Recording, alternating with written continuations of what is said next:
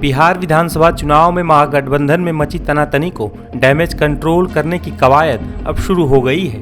करीब 1 दर्जन सीटों पर फ्रेंडली फाइट की चुनौती का सामना कर रहे महागठबंधन में तालमेल बिठाने के लिए राजस्थान के पूर्व मुख्यमंत्री और वरिष्ठ कांग्रेस नेता अशोक गहलोत पटना पहुंचे हैं, जहां उनकी मुलाकात लालू प्रसाद यादव, राबड़ी यादव और तेजस्वी से हुई थी। वहीं आज महागठबंधन की तरफ से मुख्यमंत्री और उप मुख्यमंत्री के चेहरे का ऐलान हो गया है। कांग्रेस नेता अशोक गहलोत ने महागठबंधन की साझा प्रेस कॉन्फ्रेंस में इसका ऐलान किया। ये कह सकता हूं, खड़गे साहब, राहुल गांधी जी और तमाम जो साथी बैठे हमारे, इन सब की राय लेकर के हम लोगों ने तय किया है इस चुनाव में अगले मुख्यमंत्री चेहरे के रूप में तेजस्वी यादव जी को हम लोग सपोर्ट करते हैं,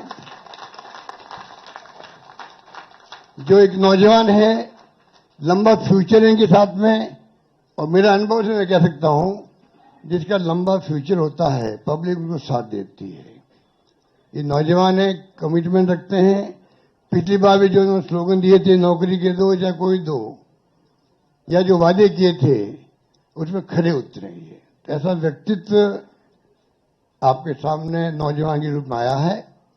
सोच समझ के सबने फैसला किया है। ये नेता के रूप में उत्तरंग मैदान में राहुल गांधी जी ने मिलकर जो यात्रा करी थी, बड़ा इम्पैक्ट है। आने वाले वक्त में इनके अलावा राहुल जी भी आएंगे और नेता आएंगे, प्रियंका जी भी आएगी, सब नेता आएंगे। और हम सब जो बैठे स्टेज पर, सब मिलकर संकल्प किए हुए हैं कि जो हालात देश के हैं, देश हित के अंदर और देश चाहता है उसके अनुसार हम चाहेंगे कि बिहार में ये जो लंबे समय तक नीतीश कुमार जी रहे हैं सत्ता में, अब कुछ कर नहीं पा रहे। अब तो हम पूछना चाहते हैं अमित शाह जी से, इनकी पार्टी के अध्यक्ष जी से, क्या पता ही हमारा नेता तो हो गया तेजस्वी यादव, आपका नेता कौन है बता दीजिए। इससे काम नहीं चलेगा कि नीतीश कुमार के नेतृत्व में चुनाव लड़ा जाएगा। अगला मुख्यमंत्री का उम्मीदवार आपका कौन है, ये उनको बताना पड़ेगा। ये हमारी मांग है। और मांग क्यों है?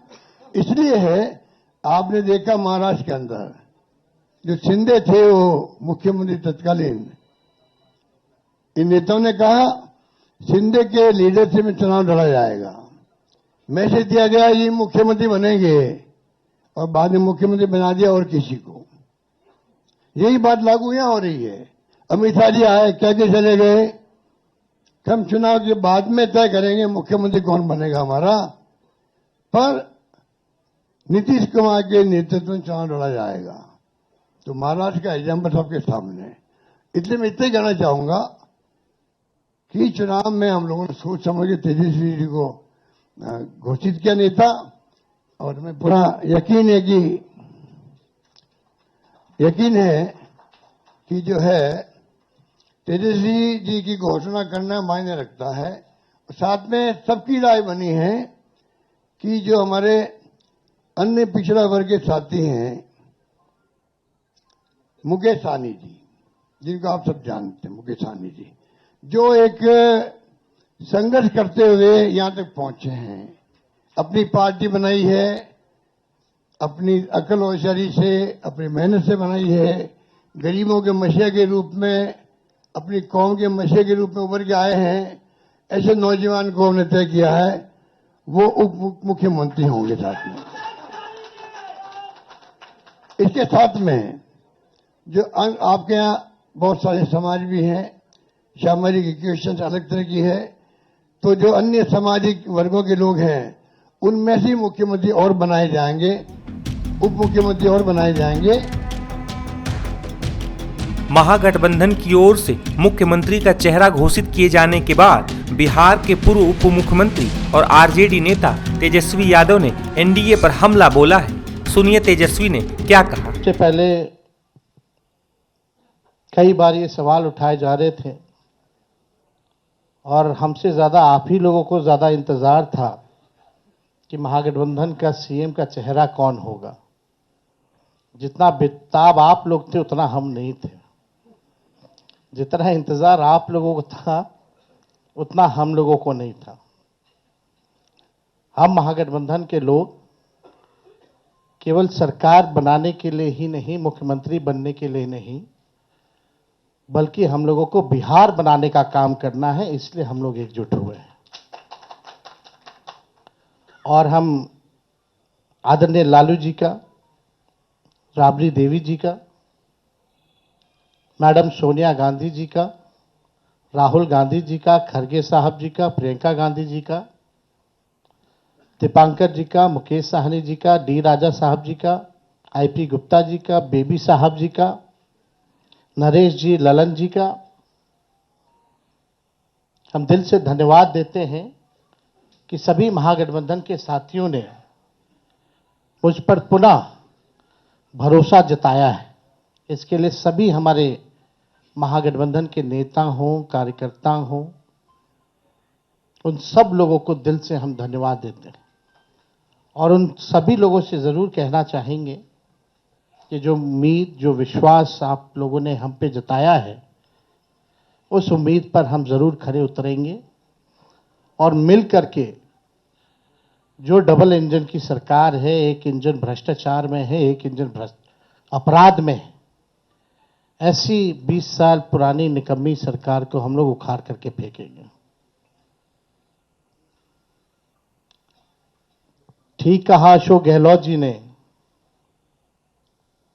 कि भाई हमारा तो जॉइंट प्रेस कॉन्फ्रेंस भी हो गया, इससे पहले कई राउंड हम लोग साथ भी बैठे, लेकिन हम लोगों ने नीतीश जी के साथ जो अन्याय हो रहा है एनडीए में, एक बार भी कोई भी जॉइंट प्रेस कॉन्फ्रेंस नहीं की गई है और ना ही ऑफिशियली रूप से मुख्यमंत्री का चेहरा घोषित किया गया है। तो हम लोग तो शुरू दिन से ही कह रहे थे कि भाजपा के लोग नीतीश जी को दोबारा मुख्यमंत्री नहीं बनाएंगे और इस पे और किसी ने मुहर नहीं लगाया है, बल्कि अमित शाह जी ने एक बार नहीं कई बार इस बात को बोला है कि विधायक दल की जो संख्या होगी वो तय करेगा। लेकिन अमित शाह जी से हम जानना चाहेंगे, इस बार आप ये बात कह रहे हैं, पिछले बार तो ये बात नहीं थी। यह लगातार 20 साल से एनडीए की सरकार है, हमेशा से मुख्यमंत्री का चेहरा आप लोगों ने घोषित किया। आखिर क्या कारण है कि इस बार आप नीतीश कुमार जी का मुख्यमंत्री के चेहरे का नाम का घोषणा क्यों नहीं कर रहे? अब ये सवाल बड़ा खड़ा होता है।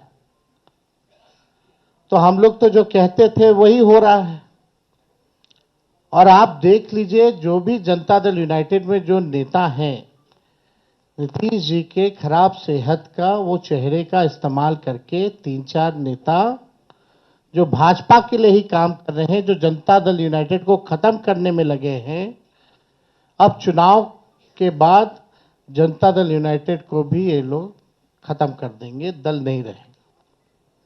यानी आप मान के चलिए कि नीतीश कुमार जी का ये आखिरी चुनाव है,